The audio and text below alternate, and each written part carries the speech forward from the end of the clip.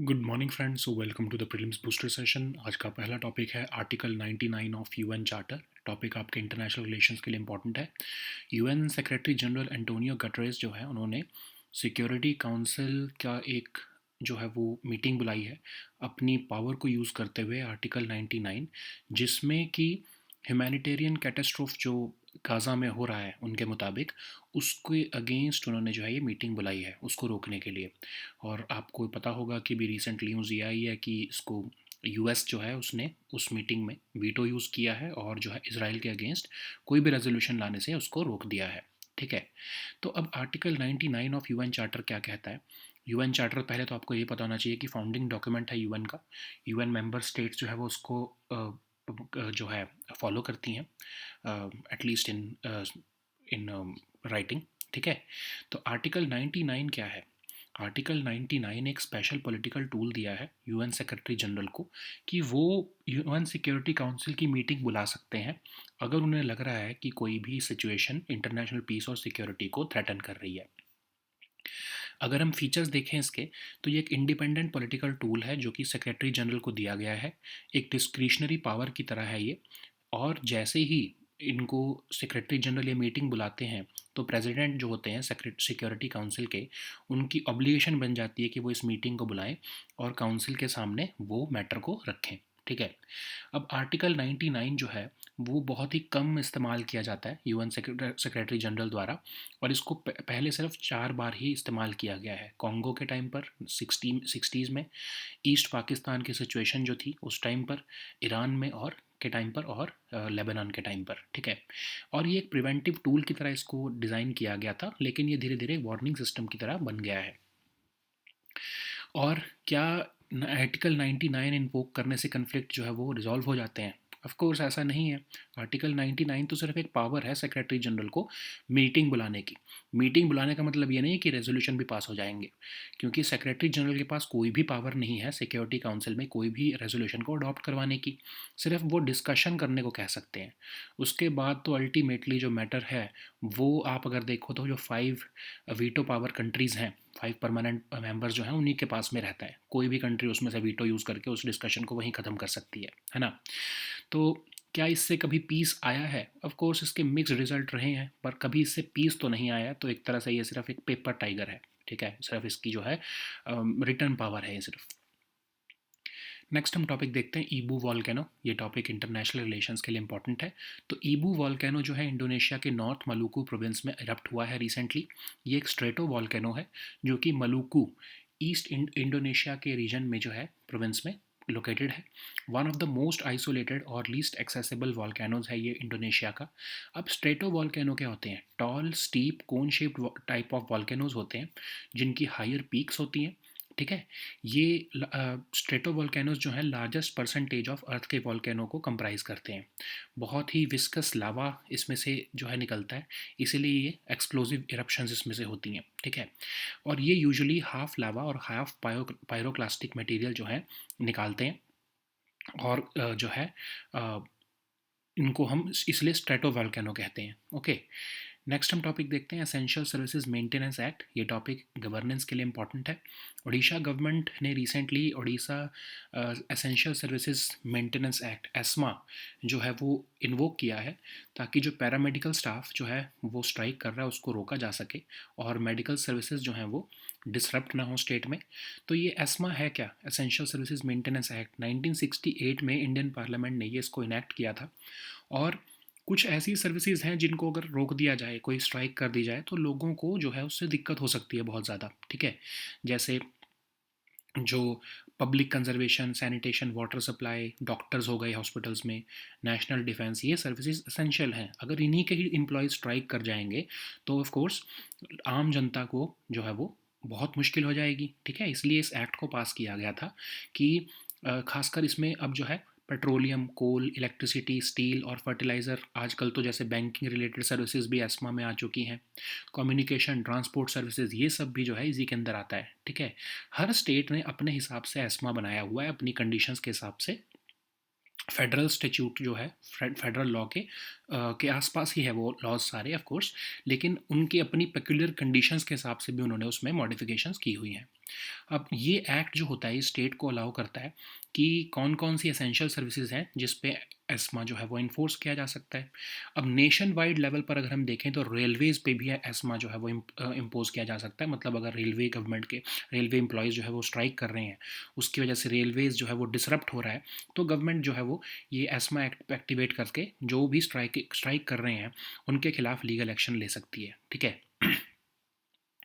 जब ESMA law invoke कर दिया जाता है तो पुलिस ऑफिसर्स के पास जो है ये पावर आ जाती है कि वो किसी भी स्ट्राइकिंग पर्सन को बिना वारंट के जो है अरेस्ट कर सकते हैं। एस्मा जो है इन्वोक होने के बाद अगर फिर भी जो है स्ट्राइक कर रहा है कोई पर्सन या इंस्टिगेट कर रहा है कि स्ट्राइक करो, तो उसको जो है इम्प्रिजनमेंट हो सकती है। ठीक है। नेक्स्ट हम टॉपिक देखते हैं पशुपतिनाथ टेम्पल। ये टॉपिक आर्ट एंड कल्चर के लिए इंपॉर्टेंट है। तो सेल और कंजम्पशन ऑफ मीट अल्कोहल जो है वो रिस्ट्रिक्ट कर दी गई है पशुपतिनाथ टेम्पल के आसपास हिंदू फेस्टिवल बाल चतुर्दशी के जो है वो कंटेक्स्ट में। ठीक है। तो पशुपतिनाथ टेम्पल जो है, पशुपति ऑफ कोर्स शिव की जो फॉर्म है उसको डेडिकेटेड है। बैगमती रिवर जो है उसके पास लोकेटेड है ये ऑफ कोर्स। 1979 में इसको यूनेस्को वर्ल्ड हेरिटेज साइट का स्टेटस भी मिला। 518 टेम्पल्स, बिल्डिंग्स और स्ट्रक्चर्स इस टेम्पल कॉम्प्लेक्स में लोकेटेड हैं। ये नेपाली पगोड़ा स्टाइल में बनाया गया है। टू टायर्ड स्ट्रक्चर है इसका, गोल्ड प्लेटेड रूफ के साथ, और huge golden statue of Nandi भी है यहाँ पर, शिवा का बुल। और पगोड़ा स्टाइल क्या होता है? एक tower like multi storey hollow structure होता है, सॉलिड होता है ऑफ कोर्स, स्टोन, ब्रिक या वुड से बनाया जाता है। इसमें ऑफ कोर्स स्तूपा का भी यूज़ किया जाता है। और इसको एक सेंट्रल स्टेयर केस के अराउंड जो है वो कंस्ट्रक्ट किया जाता है, और इसके कई तरह के फॉर्म्स हो सकते हैं। ठीक है।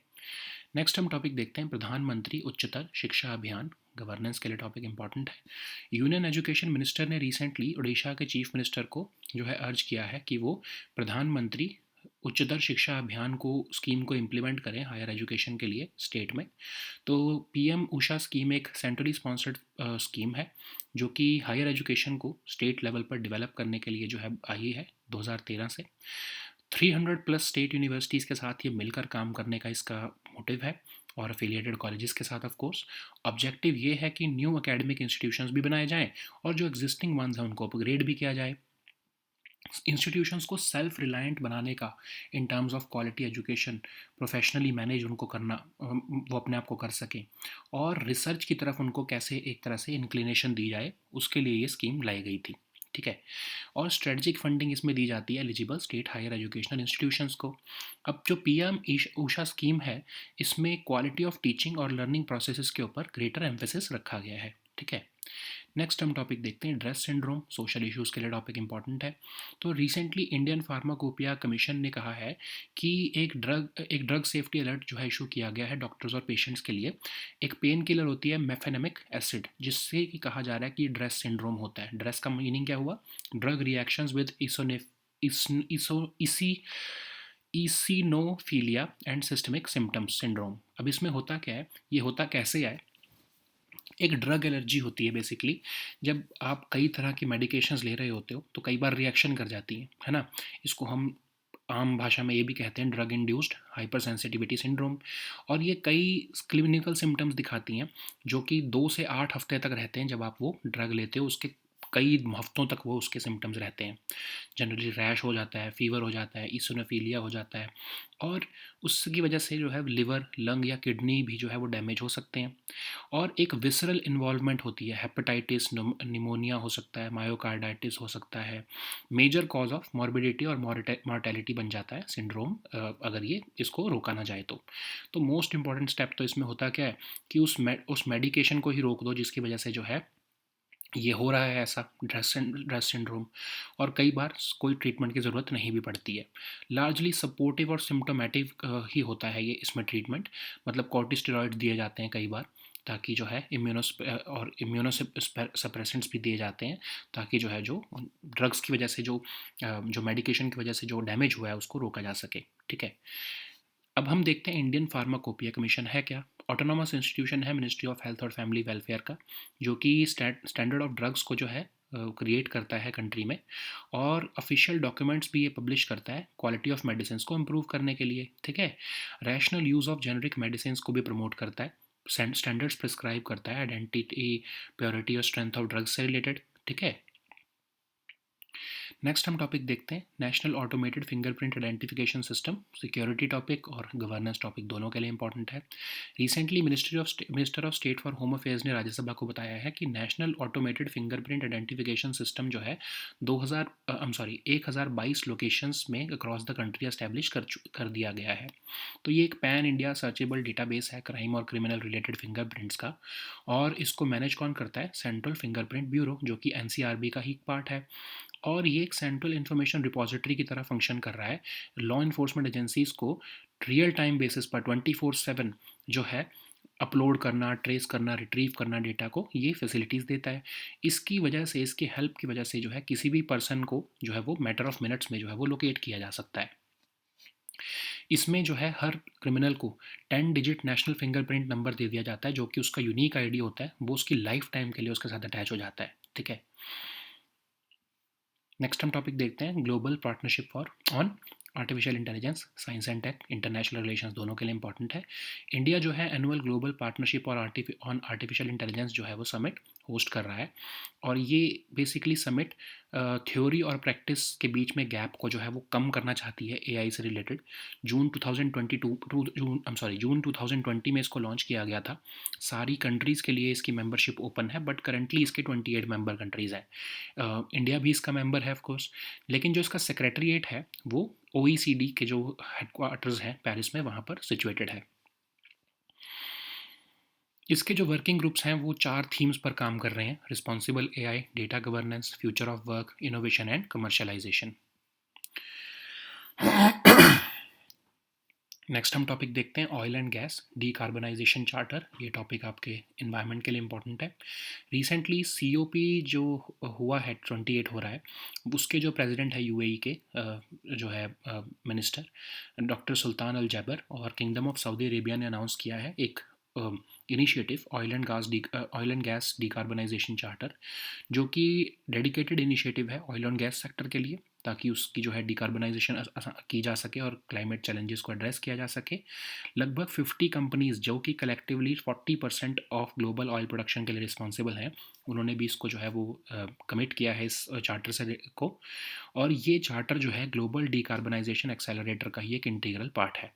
अब ग्लोबल डीकार्बनाइजेशन एक्सेलरेटर क्या है? इसको इंट्रोड्यूस किया गया था वर्ल्ड क्लाइमेट एक्शन समिट के टाइम पर, और इसमें स्केलिंग करना एनर्जी सिस्टम्स की फ्यूचर के लिए, डीकार्बनाइजिंग करना प्रेजेंट एनर्जी सिस्टम की, मीथेन और अदर ग्रीन हाउस गैसेस को एड्रेस करना, ये सब इसके मेन जो है वो प्राइमरी पिलर्स हैं।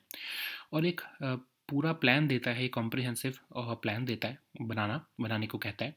एनर्जी की डिमांड और सप्लाई से रिलेटेड जितनी भी पूरी जो चेन है उसको एक तरह से डीकार्बनाइज करने के लिए हम मूव कैसे होंगे उसके बारे में डिस्कस करता है, ठीक है। So now let us see all these topics in English. So the first topic is Article 99 of the UN Charter. This topic is important for your international relations. So UN Secretary General has used a rarely used power to warn the United Nations Security Council of a humanitarian catastrophe in Gaza. So he has invoked this Article 99 of the UN Charter. But as we know that US has used its veto power to stop the resolution against Israel. Okay, so what is this Article 99 of the UN Charter? But for that, we have to understand what is UN Charter. So it is the founding document of United Nations. You can say that it is kind of a constitution, but not constitution per se, but it is the founding document of United Nations. And UN member states are bound by it, at least in writing or in principle, and there is little that member countries can be forced to do. So that's why in practice this UN Charter is just a document. Okay, so what is Article 99? So it's a special political tool which allows the UN Secretary General to call a meeting of the United Nations Security Council to bring any attention to the matter which he or she believes that it may threaten international peace and security. So Article 99 is kind of a discretionary power for UNSG. and it's an independent political tool given to him in the UN Charter. And once this is invoked, then the President of Security Council is under obligation to call a meeting of Security Council and bring that matter on the table. So it has been rarely invoked in the past. It has only been invoked 4 times in the past: during the Congo crisis of 1960, Bangladesh crisis of 1971, Iran independence movement in 1979, and Lebanon in 1989. So it was actually designed as a preventive tool, but it has emerged like a warning system only. Okay, so can this article alone end the conflict? Of course, this is just a power for Secretary General to call a meeting of the Security Council, but it does not give the Secretary General any powers over the Security Council to adopt a resolution. So ultimately, this is just a tool where Secretary General can force a discussion, but ultimately the power lies with the Security Council members, especially the 5 permanent members who generally use veto if they do not want something which goes against their interests. So, has it ever brought any peace? Of course, it has never really brought any peace, because it is just a tool where through which UNSG forces a discussion. But ultimately, like I've said earlier, the power lies with the Permanent Security Council members. So the next topic is Ibu volcano. This topic is important for your international relations and environment topic. So Ibu volcano in Indonesia's North Maluku province has recently erupted. So this is a stratovolcano, and it is located in the province of Maluku, which is in East Indonesia. It is one of the most isolated and least accessible volcanoes in Indonesia, and it is a tall. What is a stratovolcano? It's a tall, steep, and cone-shaped type of volcano which have higher peaks, and they comprise the largest percentage of Earth's volcanoes. They release more viscous lava. And they allow gas pressures to build up to high levels. That's why they are very explosive. Okay. So the next topic is ESMA, or the Essential Services Maintenance Act. This topic is important for your social issues and your governance topics both. So Odisha government has recently invoked the Odisha Essential Services Maintenance Act to prohibit strikes by paramedical staff, so that medical services do not get disrupted in the state.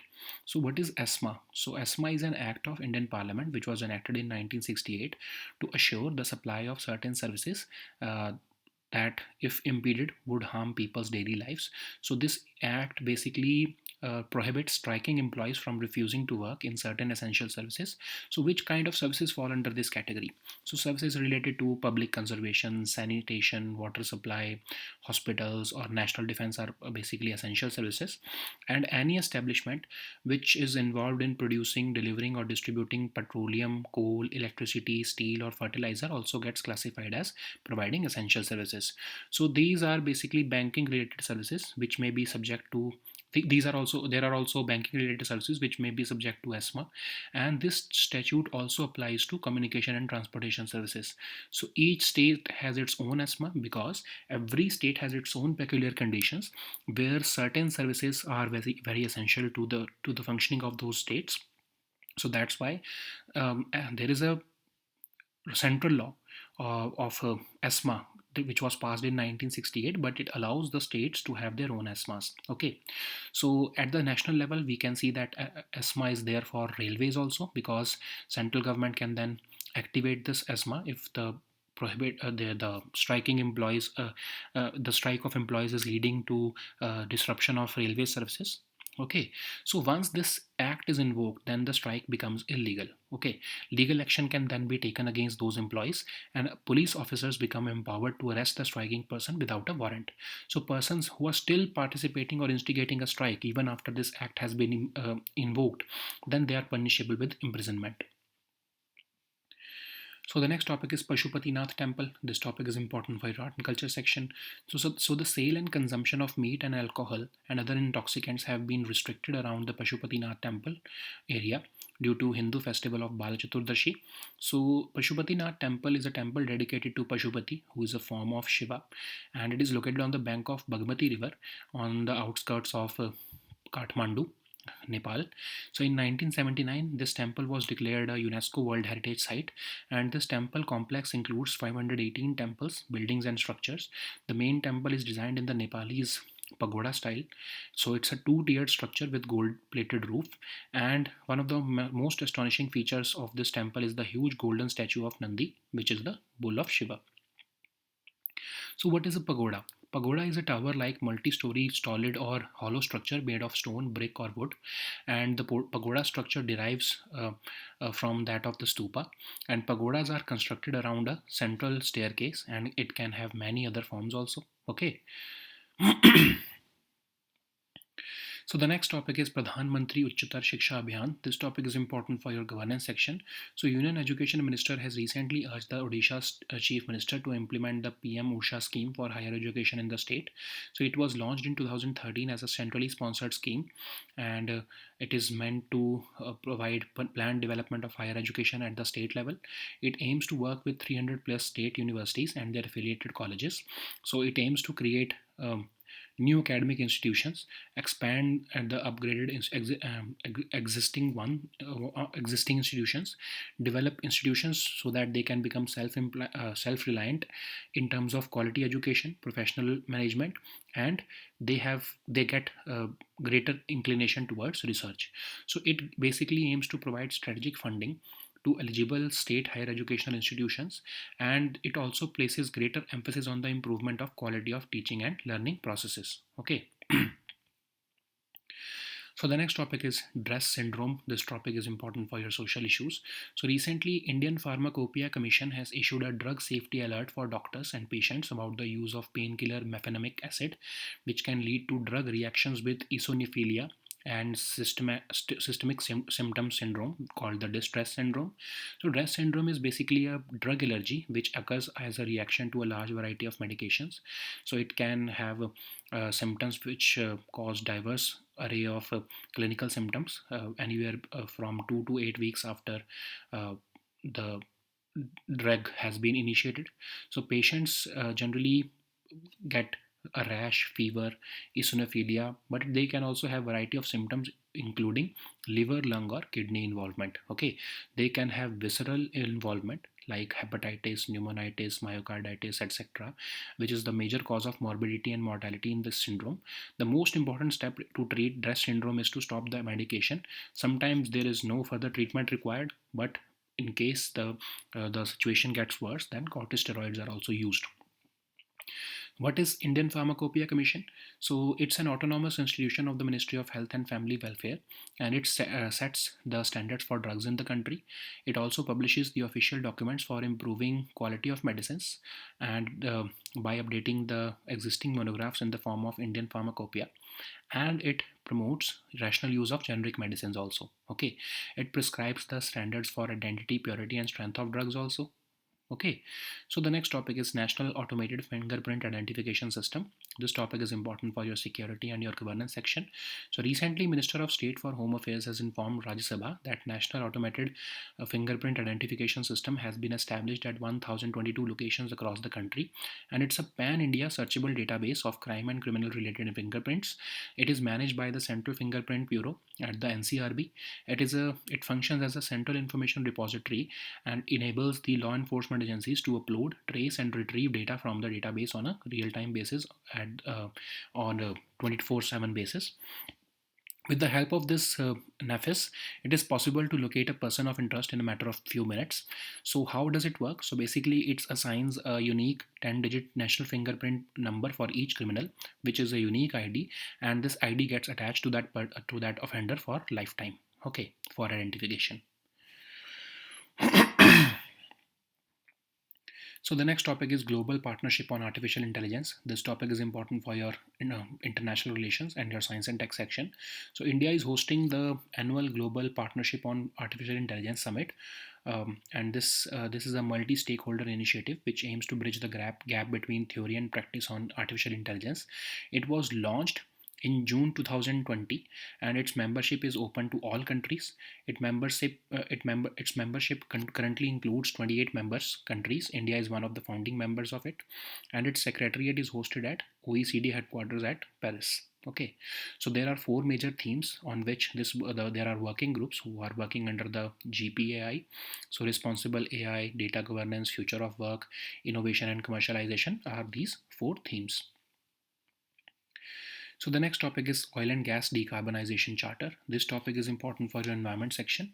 So recently at COP28, UAE and Saudi Arabia have announced this official launch of Oil and Gas Decarbonization Charter, which is a dedicated initiative for oil and gas sector, and it aims to induce substantial impact in addressing climate challenges, which which revolve around the oil and gas sector. So currently 50 companies which are responsible for 40% of the global oil production have committed to this charter. So this is an integral part of the global decarbonization accelerator also, which was introduced during the World Climate Action Summit. And there are three major pillars of a global decarbonization accelerator. First is of course the scaling the energy system of the future. Second is decarbonizing the present energy system, and the third one, of course, relates to addressing methane and other greenhouse gas, non CO2 greenhouse gases. Okay, so this is a strategic plan which aims to transform both energy demand and supply chains. Okay, so these were our topics for today. We'll meet next time on Monday now. Until then, goodbye and take care.